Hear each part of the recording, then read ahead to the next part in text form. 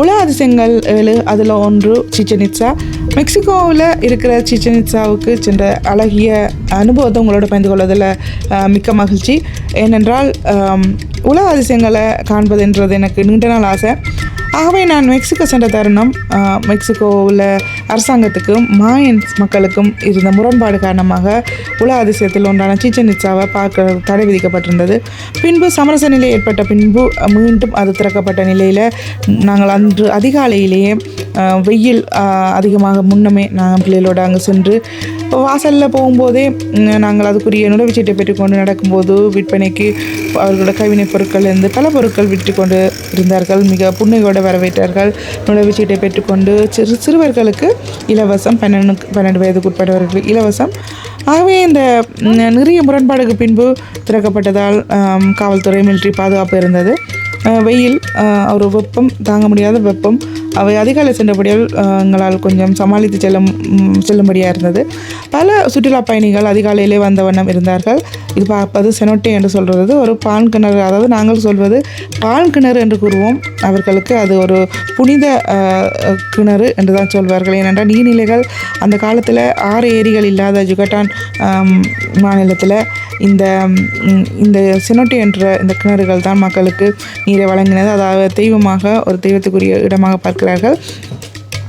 இந்த சிச்சன் இட்சா என்பது ஒரு பிரமிட். அதாவது எப்போவுமே எகிப்த் பிரமிடை விட மாயன்ஸோட பல அதிகமான பிரமிடுகளையும் மிக உயரமான பிரமிடுகளையும் கட்டினார்கள் என்பதே உண்மை. அது மட்டும் இல்லை, அப்படிப்பட்ட அவர்களுடைய கட்டிடக்கலை தமிழ் மக்களோட அவ்வளவு பொருந்தும்.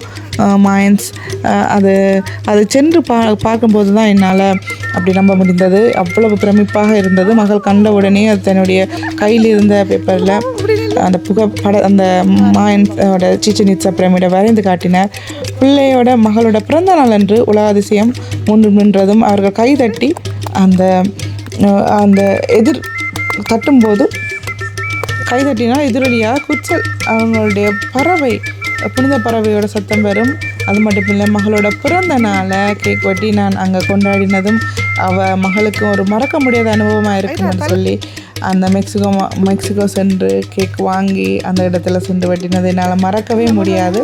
அது மட்டும் இல்லை, அவ்வளோ வெயிலில் போய் நாங்கள் சுற்றி நடந்து அந்த கட்டிடங்களோட வியப்பூட்டு கட்டிடங்களை கண்டு ரசித்தது எப்போவுமே மறக்க முடியாது.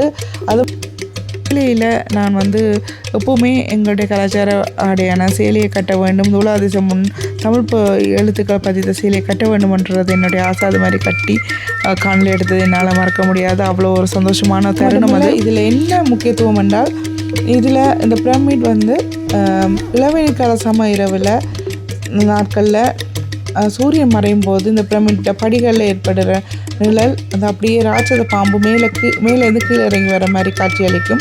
புகுகள் என்ற அந்த இறக்கியுள்ள பாம்பு கடவுள் பூமிக்கு வர்றதை குறிக்க தான் மாயன்ஸ் அந்த பிரமிட்டில் இப்படி துல்லியமாக கட்டியிருக்கணும். அது மட்டும் இல்லை, அந்த கெட்சல் பறவையோட சத்தம் கைதட்டும் போது எதிரொலியாக கேட்கறது எல்லாமே அதிசயமாக இருக்கும்.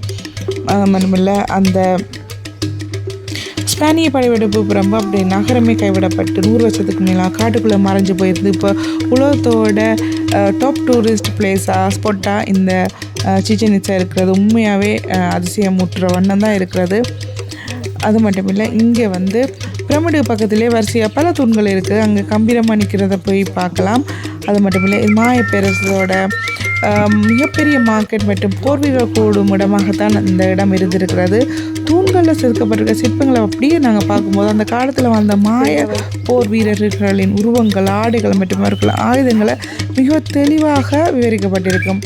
இப்படிப்பட்ட அந்த அதிசயத்தை கண்ணால் கண்டது எப்போவுமே எனக்கு மறக்க முடியாது. அது மட்டும் இல்லை, மாயன்ஸ் எப்படி தமிழர்களோட சம்மந்தப்பட்டிருக்கிறோம் எனக்கு அடிக்கடி யோசிப்பேன். இந்த சோழ காலத்து கட்ட கோவில்களோட அடுக்கு கோபுர அமைப்பு, மாய மக்களோட பிரமிடோட அடுக்கு அமைப்பும் அப்படியே ஒரே மாதிரியாக இருக்கும். அது மட்டும் இல்லை, மாயன்ஸ் ஸ்பானிய படையெடுப்புக்கு முன்பு இந்த மாயன்ஸோட தோற்றம் அப்படியே தமிழர்களோட தோற்றம் போலே இருக்கும். இப்படி மாயன்ஸுக்கும் தமிழர்களுக்கும் பல தொடர்புகள் இருக்குது. மாயன் மொழியில் வர குல் என்று சொல்கிறது குளம் அல்லது இனம் என்ற அர்த்தம், நல் என்று சொல்கிறது நீளம் அல்ல நாடு என்ற அர்த்தம். இப்படி தமிழ் வாக்கிய இலக்கண அமைப்போட மாயமொழியோட அமைப்பும் ஒரே மாதிரி இருக்கும் என்று சில ஆராய்ச்சிகள் சொல்கிறது. இப்படி மாயன்ஸுக்கும் எங்களுக்கும் என்ன சம்பந்தம் இருக்குன்னு எனக்கு பல கேள்விகள் என்ற இந்த வண்ணமே இருக்கிறது. அவை தமிழன் உலகத்தையே கட்டி ஆண்டான்னு சொன்னார்கள். அது உண்மைதான். எங்கள் தமிழர்கள் உலகத்தை ஆண்டு இருக்கிறார்கள்.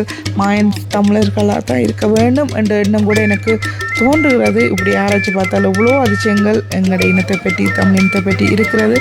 இந்த அழகான தருணங்களை உங்களோட பகிர்ந்து கொண்டதில் மிக்க சந்தோஷம்.